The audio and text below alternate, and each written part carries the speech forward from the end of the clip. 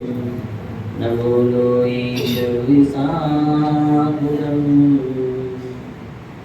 सरस्वती नमस्तुभ्यं वरदे कामरूपिणी विद्यारम्भं करिष्यामि सिद्धिर्भवतु मे शरणा गुरुवत्यां वयं साधु दीपदुदैवर्तिना वन्दामहे त्रिसंख्योने नवकोटि मुनीसुरा नवकोटि मुनीसुरा नवकोटि मुनीसुरा। अनंतानंद सिद्ध परमेष्टि भगवान की जय। देवादेव पेखजराट मूलनायक भगवान वासुदेव स्वामी की जय। देवादेव पेखजराट परमेष्ठ शांतिनाथ भगवान की जय। शासन नायक भगवान महावीर स्वामी की जय। परम पूज्य आचार्य भगवान कुंद स्वामी की जय। परम पूज्य आचार्य भगवान गणाचार्य गुरुदेव मीराक्षर जी महाराज की जय। परम पूज्य आचार्य भगवान विशुद्धि सागर जी मुनिराज की जय। नाइडीपले विराजमान तेंगम नौ कोटि मुनिराजों की जय। द्वादशांग जनवाड़ी माता की जय।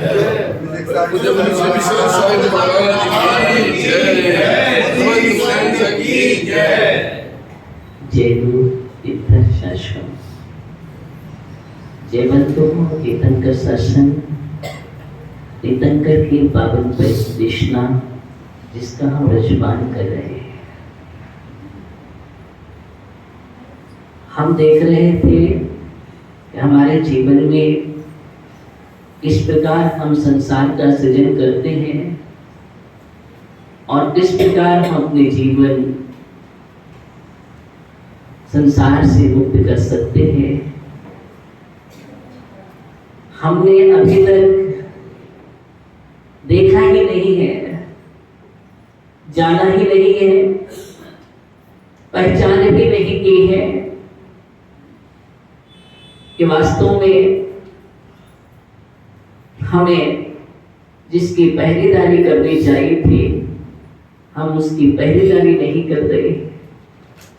लेकिन जो हमारा नहीं है, जो हमसे भिन्न द्रव्य है, जो पर है, यहाँ तक कि जिसका एकदम अत्यंता भाव है, पूर्ण रूप से प्रथा है, उनके प्रति हमारी राग की परिणति बनी हुई है। उन कारणों से देश की परिणति बनी हुई है। उन कारणों से हमारा जीवन तनावग्रस्त हो जाता है। सबसे ज्यादा अगर आज दुखी है तो व्यक्ति शारीरिक बीमारियों से कम है, लेकिन मानसिक बीमारी से बहुत ज्यादा ग्रसित है। बहुत लोग होंगे, उनमें से बहुत कम लोग होंगे, और आज तो बीमारियां बहुत सारी हैं, लेकिन सबसे अधिक बीमारी का आकलन किया जाए तो कुछ बीपी वाले मिल जाएंगे, शुगर वाले मिल जाएंगे, किन्हीं को हार्ट की समस्या है,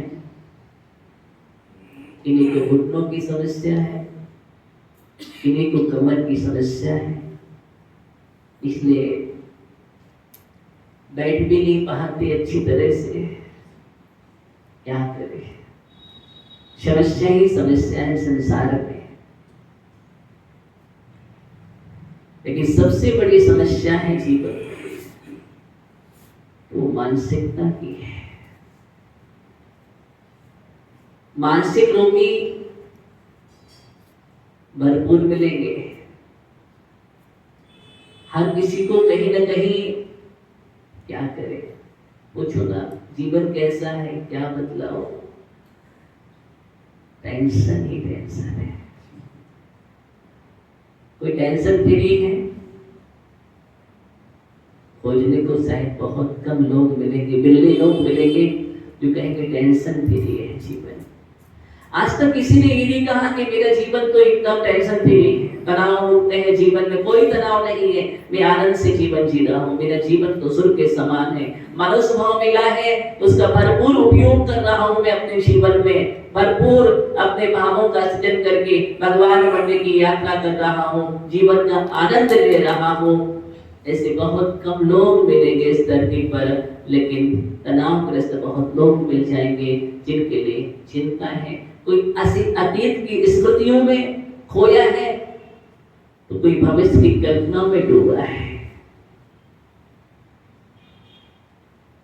भूत में ऐसा हुआ था, किसी को भूत लगा है, देखो ना, सबसे ज्यादा भूत लगे हैं। अगर हमें ये बाहर का भूत लगता है, बेहतर लग जाता है, तो हम कोशिश करते हैं, किसी मांत्रिक के पास जाते हैं, किसी तांत्रिक के पास जाते हैं, इसको भूत लगा हुआ है, कोई भभूत लगा दो, अथवा कोई मंत्र दे दो, अथवा कोई तंत्र दे दो, ताकि इसका भूत। लेकिन सबसे बड़ा भूत लगा है, उसका कोई मंत्र नहीं है, उसका कोई तंत्र ही नहीं है हमारे जीवन में। जो हम बैठे बैठे भूत हमारे जीवन में लगा रहता है, हमें हर बात याद रहती है। कल मैंने कहा था 1 वर्ष की भी याद है आपको, 10 वर्ष की भी याद है, 50 वर्ष की बातें भी याद है। आपको पता है कि बचपन में इसने हमारे साथ ऐसा किया था, वो आप बतला देंगे पूरी की पूरी। बोले हमारा शिवसम नहीं है, मुझे ज्ञान नहीं होता, हम शास्त्र पढ़ते हैं, हम भूल जाते हैं, विस्मित हो जाते हैं, लेकिन इसके लिए 50 साल की पूरी बातें, पूरी की पूरी कहानी आज भी सुना देगा। कौन कहता तुम्हारा शिवसम नहीं है धीरे से? कौन कहता तुम ज्ञानी नहीं हो? सब याद है तुम्हें, सब कुछ याद है, तुम्हारे जीवन की घटनाएं हमारे साथ क्या क्या, बचपन से लेकर 55 तक की पूरी स्टोरी तैयार है। और आप सबसे ज्यादा जीते हैं तो उसी में जीते हैं। और मानसिकताओं का कारण भी ये क्या है, मानसिकताओं का कारण बतला रहा हूं, अतीत की स्मृतियां।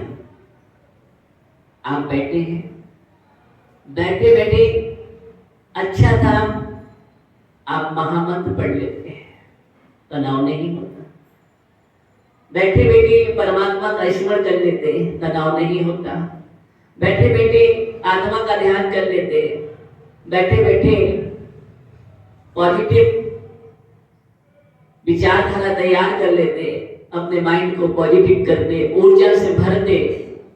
लेकिन इस साइड बहुत कम करते हैं, बैठे बैठे हमें याद आती है पुरानी पुरानी, और तत्काल बोलता है मुझे याद आ रही है।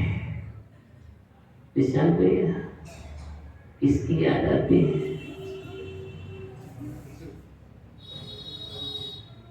तत्काल याद आता है। अगर आपसे कहा जाए कि सामयिक कर लीजिए, तो आप क्या करेंगे? इस सामयिक में आंख बंद करके बैठ जाएगा, आसन लगा लेगा, लेकिन यार पूरी घटनाएं आएंगी और अच्छे से आएंगी। वैसे आप भूल जाएंगे, लेकिन आपसे कहा सामयिक करो आंख बंद करके, तो पूरा का पूरा दृश्य हमारे मस्तिष्क पटल पर उभर करके आ जाता है और हम खो जाते हैं अतीत की स्मृतियों में। और कई घटनाएं तो हमें उद्वेलित कर देती हैं, कई घटनाएं हमें संकलेशित कर देती हैं। बहुत कम होती है हमारे जीवन में जो हमारे परिणामों को विशुद्ध करने वाली हो, जो हमारे परिणामों को शुद्ध करने वाली, प्रशस्त करने वाली हो, ये बहुत कम है। वो बात हमें याद आ जाती है। बोले जब जब भी बैठते हैं तो बात मुझे याद आ जाती है, खटकती है, मुझे दिल में चुभी हुई है। क्या बोलते हैं? बहुत अच्छी तरह से चुभी हुई है। क्या करूं? वो निकलती ही नहीं है। मैं निकालना चाहता हूं, लेकिन वो निकलती नहीं है। मेरे हृदय में वो बात घर कर गई, तीर की तरह चुभ गई। ज्ञानियों, जैसे तुम्हें बुरी बातें तीर की तरह चुप जाया करते हैं और आज तक नहीं निकलते हैं। अगर आगम का एक शब्द भी हृदय में पहुंच जाता,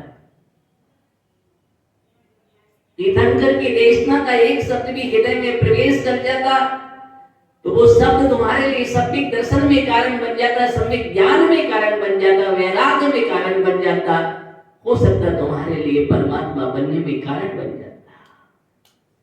लेकिन वो शब्द तुम्हें हृदय में विराजमान नहीं होता। लेकिन अगर कोई बाहर चल करके कोई तुमसे अपशब्द बोल दे, तुम्हें कोई गाली दे दे, तुम्हारा कोई अपमान कर दे, तुम्हारा कोई तिरस्कार कर दे, मनीष भैया ज्ञानी, तो वो बातें हम नहीं भूलेंगे, याद रखेंगे। हम सब कुछ भूल जाएंगे, लेकिन वो बात लेकर के भी चले जाएंगे कि मेरे साथ ऐसा हुआ था।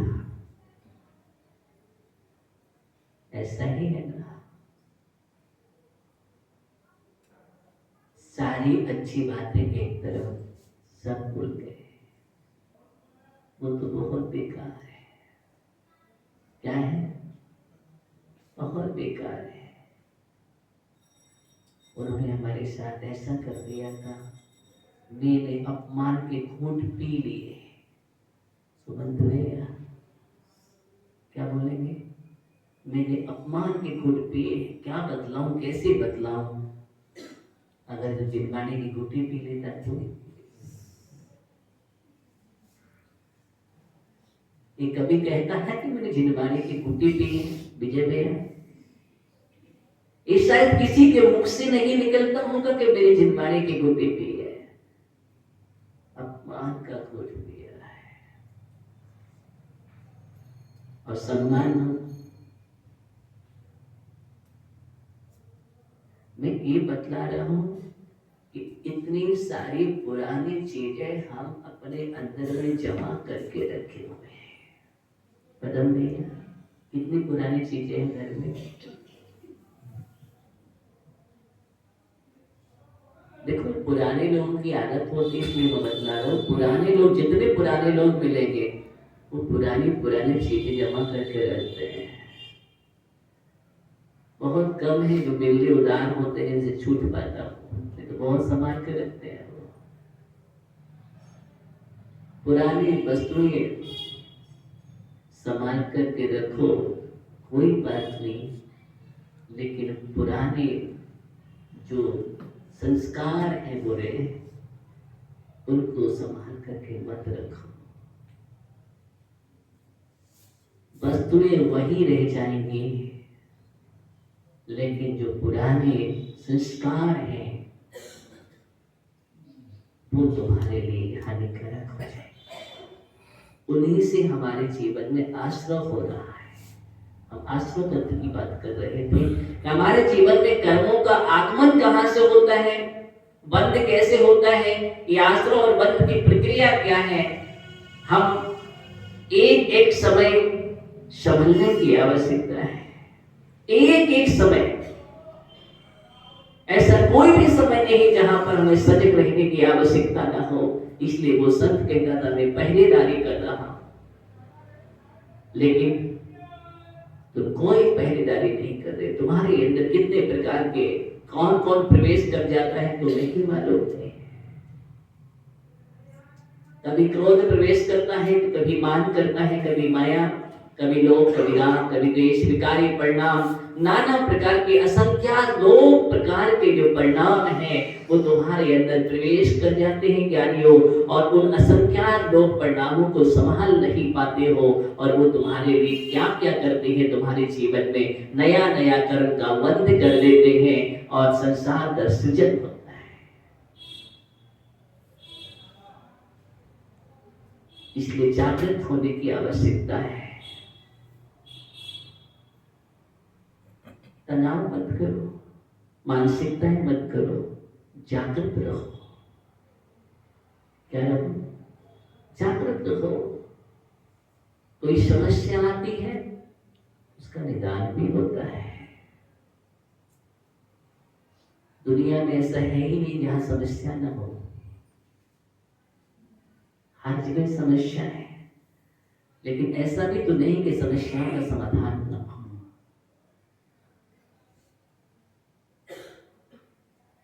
है जीवन में समस्या है,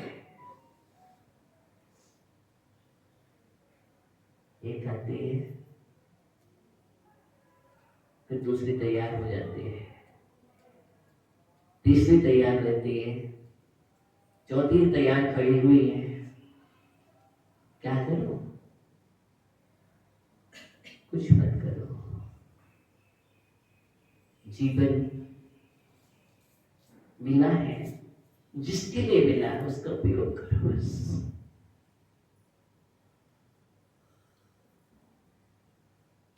पार्ट ऑफ लाइफ में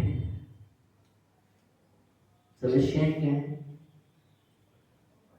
लेकिन समस्याओं को सत्ता के साथ जीतना आर्ट ऑफ लाइफ है।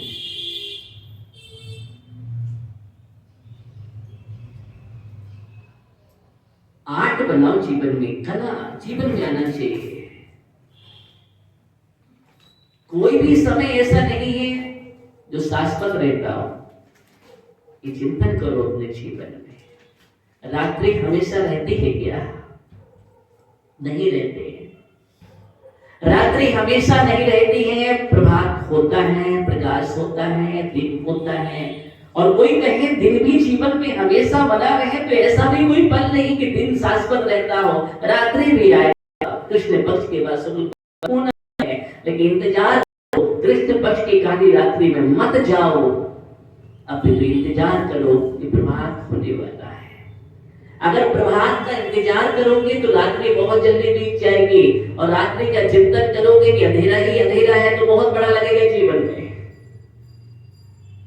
ऐसे अगर कोई विषय जीवन में आ जाता है तो चिंताग्रस्त होने की आवश्यकता नहीं है। कौन का जीवन है, कौन से महापुरुषों का जीवन हम उठा करके देखें इतिहास के पन्नों पर। कभी पढ़ो पद्म पुराण, हरिवंश पुराण पढ़े, पांडव पुराण पढ़े, ग्रंथों को पढ़ो।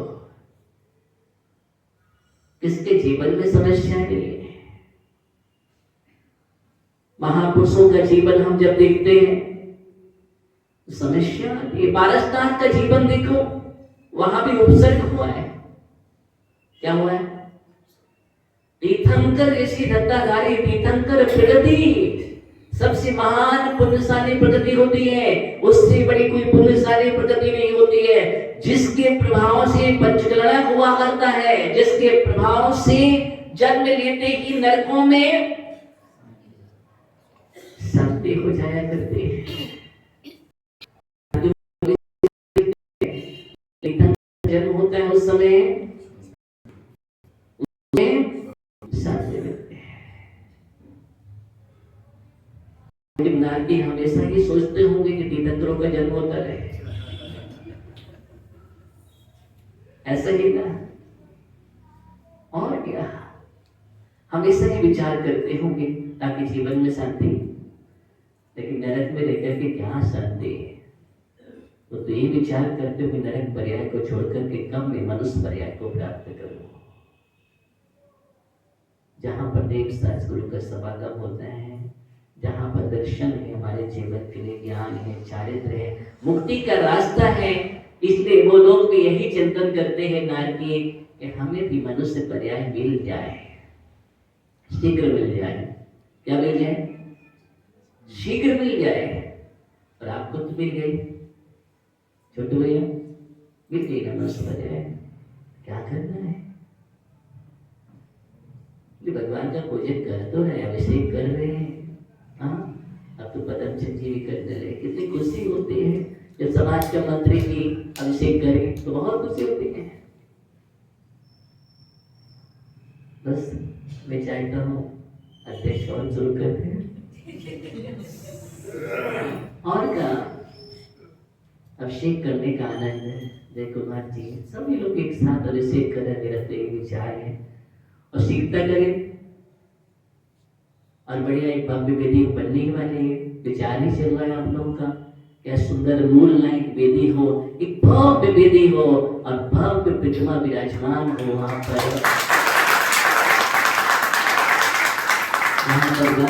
स्वामी को निहारो, निहारते ही रह जाए। इसलिए मनोबोध। बच्चों की इच्छा पूरा मंदिर ही चेंज किया जाए। हाँ, कितनी अच्छी बात है। हमारी नहीं है, बच्चों की। हाँ, बच्चों की बात करिए। बच्चों की भावना है कि एक भव्य, और जितना कोशिश कर सके इसमें भव्यता, जितनी अच्छी भव्यता आ सके उतना प्रयास करना चाहिए। हो सकता है अच्छा है, प्राचीनता भी कायम रखे और इसी में भव्यता आ जाए, ऐसा भी हो सकता है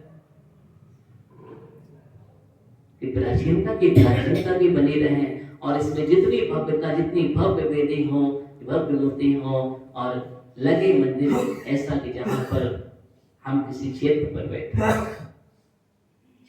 क्योंकि क्षेत्र है ही है, भगवान का है कि कल्याण को सुशोभित है, इस कारण से तो क्षेत्र ही है। क्षेत्र की परिधि में सम्मिलित है ये। कहाँ? क्षेत्र की परिधि में ही सम्मिलित है, इसलिए यहाँ के पुण्य परमाणु अलग है। क्या है? अलग है। कल्याण भूमि है वो वरिष्ठ भैया, इसलिए तो रायपुर से चल के हैं हमारे वरिष्ठ भैया, देखते हैं बढ़िया कल्याण भूमि के दर्शन भी हो जाएंगे और ऐसा निमित्त है।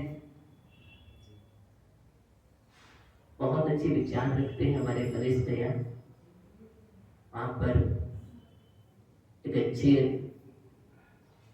बिल्डर है, उद्योगपति है तो, और भावना रखते हैं, दानवीर भी है, निरंतर समाज के शायद शंकर नगर रायपुर में वहाँ अध्यक्ष भी है।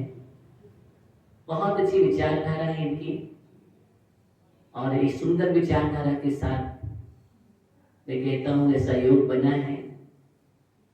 नरेश भैया देखिए जितनी जल्दी अच्छा यहाँ पर भव्य वेदिका हो और मूर्ति हो, ऐसा योग अच्छे से अच्छा सुंदर और दीर्घगामी है। आजीवन ब्रह्मचर्य भी बहुत बड़े तो बहुत अच्छे, कैसी सुंदर भावना है। तो मैं यही कह रहा था, बहुत बहुत आशीर्वाद है हमारा। आज ब्रह्मचर्य, कल ब्रह्म ने लीन को दिगंबर बन करके। मैं तो यही कहता हूँ सब मुनि बन जाए। अब जय कुमार जी मेरे हाथ कौन देगा, एक समस्या फिर आ जाती है, उसी की बात चल रही है। फिर हमको सोचना ही नहीं है, हर जीव का एक पुण्य होता है और पुण्य के साथ हर अपनी सत्ता में पुण्य लेकर के आया चाहिए और दीक्षा लेते ही और पुण्य की वृद्धि होती है। उन पुण्य परमाणुओं में इतना आकर्षण होता है कि तुम्हारे आगे पीछे रोटियां चक्कर लगाएंगी। जय कुमार जी आप बिल्कुल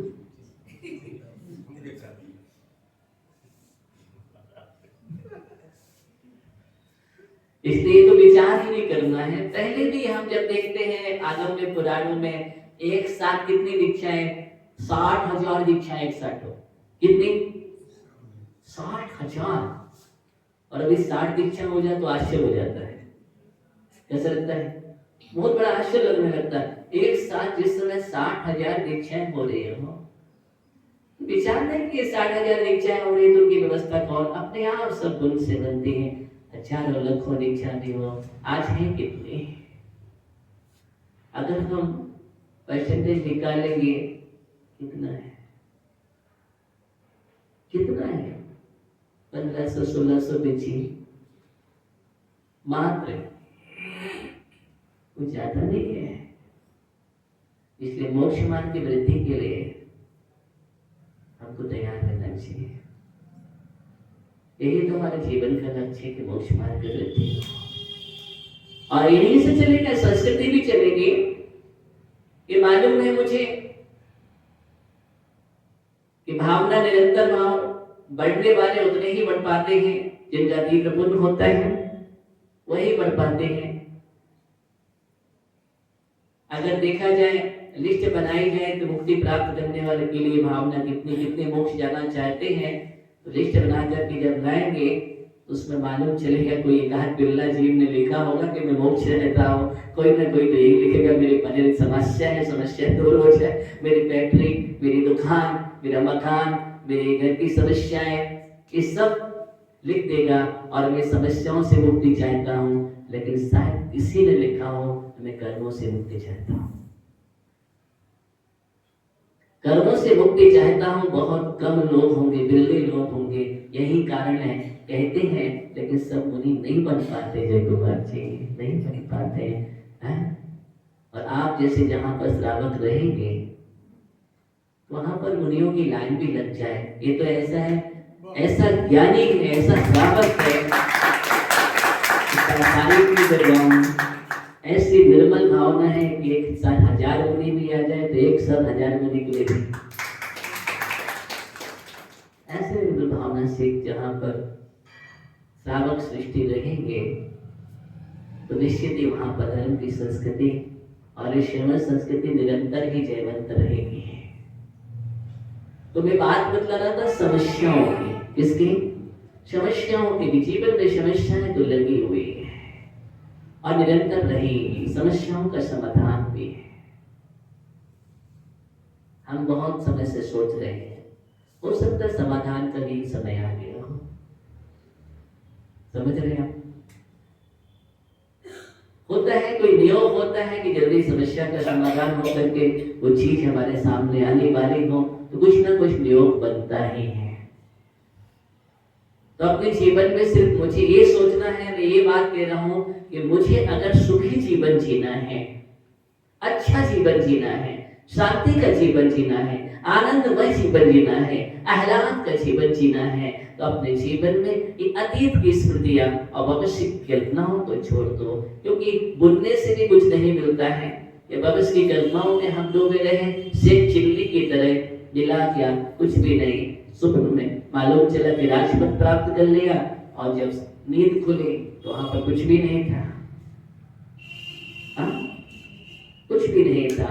तो कल्पनाओं की उड़ान भी नहीं करना है और पुराने विचारों को स्मरण भी भूल जाइए। तस्मिच्छामि दुक्कडम जैन दर्शन का सबसे बढ़िया सूत्र है। एक सूत्र हमेशा याद रखना चाहिए, तस्मिच्छामि दुक्कडम। कौन सा सूत्र है? तस्मिच्छामि दुक्कडम। कोई बात हो जाए अज्ञानतावशात या आवेश में या कर्मोदय में, तस्मिच्छामि दुक्कडम बोल दीजिए, प्रणाम निर्मल कर लीजिए और उसके बाद उसको भूल भी जाएंगे। उसको भूल जाएंगे। हम क्या है रखते हैं, याद रखते हैं बहुत सारे। याद मत करिए हमसे ऐसा हो गया था, ये हो गया था, वो हो गया था, वो भी याद नहीं रखना है, भूल जाना है। तस्मिच्छामि दुक्कडम करके ये हमारा दुष्कृत मिथ्या हो और भगवान ऐसी परिणति हमारे जीवन में दोबारा ना हो, दोबारा ना हो। इसलिए हमारे यहाँ प्रतिक्रमण भी है और प्रत्याख्यान भी है। प्रतिक्रमण भी है और प्रत्याख्यान की भूमिका भी है। प्रतिक्रमण का मतलब है कि हम जो हमसे दोष हो गए हैं उनका निराकरण कर रहे हैं और प्रत्याख्यान कर रहे हैं कि भविष्य में ऐसा दोष नहीं करेंगे। ये जैन दर्शन का बहुत बड़ा जीवन में सूत्र है, प्रत्याख्यान का सूत्र है, जिसको पक्षखाण क्या होते हैं? पक्षखाण, प्रत्याख्यान। इसलिए तत्काल प्रत्याख्यान कर देना चाहिए। तो हम फिर स्मरण नहीं रखेंगे, हो गई बात, अथवा किसी ने कुछ कह दिया भूल जाओ, अच्छी बात है, याद रखो। तीर्थंकर की देशना क्या है उसका याद रखो। अपने अंदर में जाल मत लगने दो। मस्तिष्क के अंदर में अगर जाल लग जाएगा तो क्या होगा? इसलिए प्रतिदिन सफाई करो। क्या करो?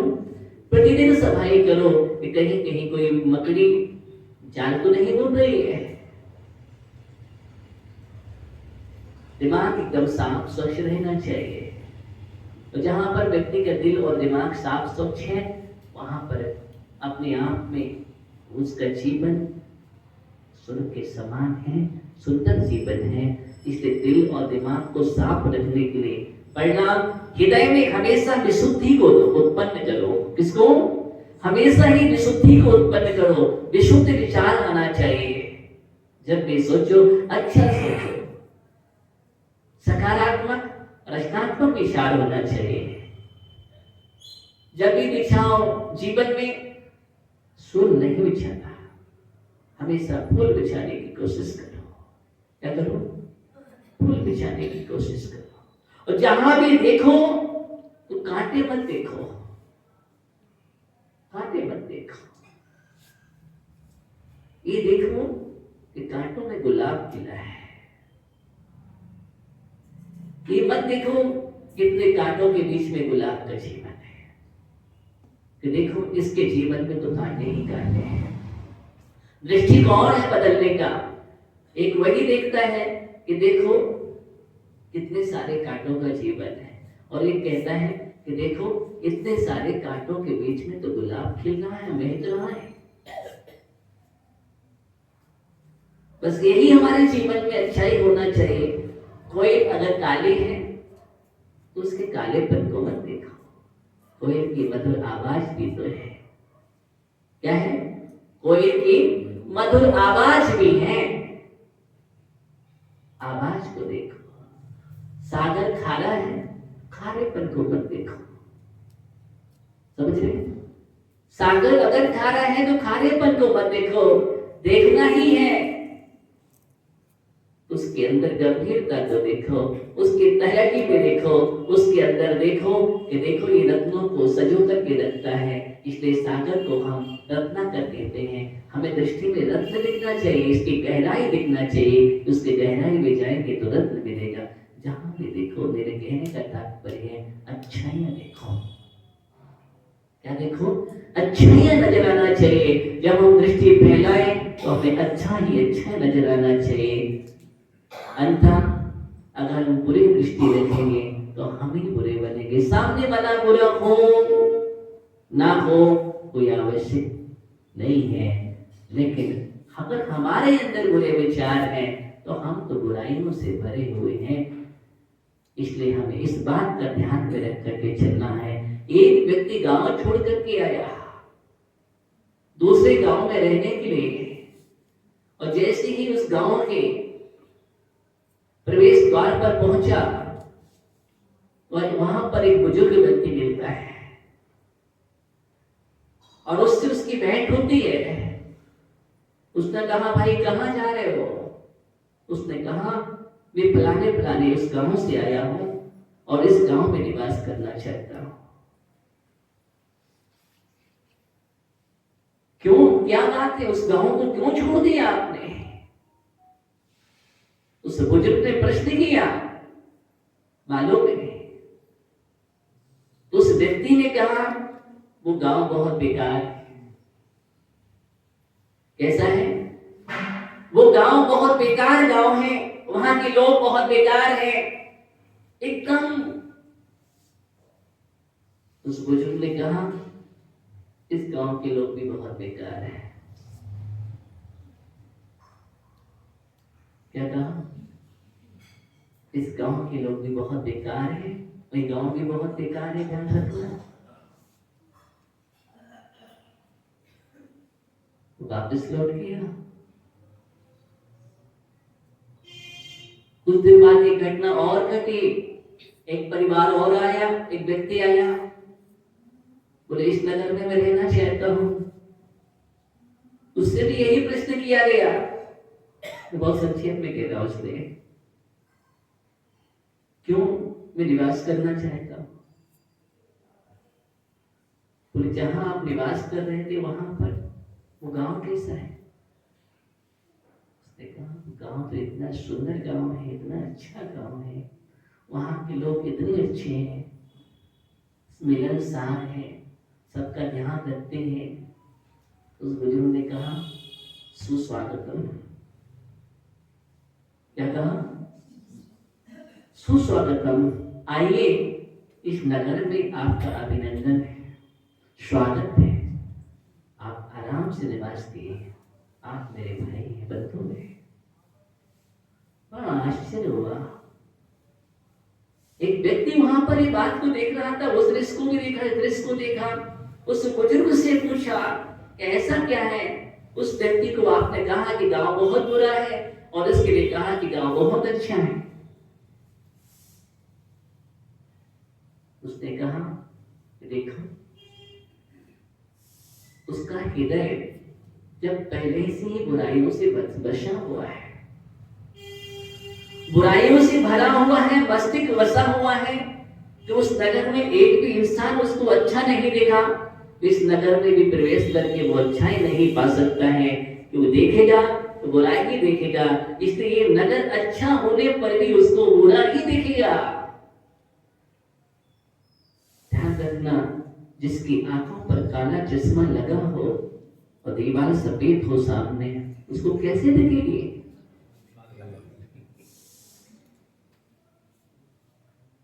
वस्तु जैसा दृष्टि वैसी नजर आती है, जबकि वस्तु वैसी नहीं होती है। बस यही समस्या हमारे जीवन के साथ है।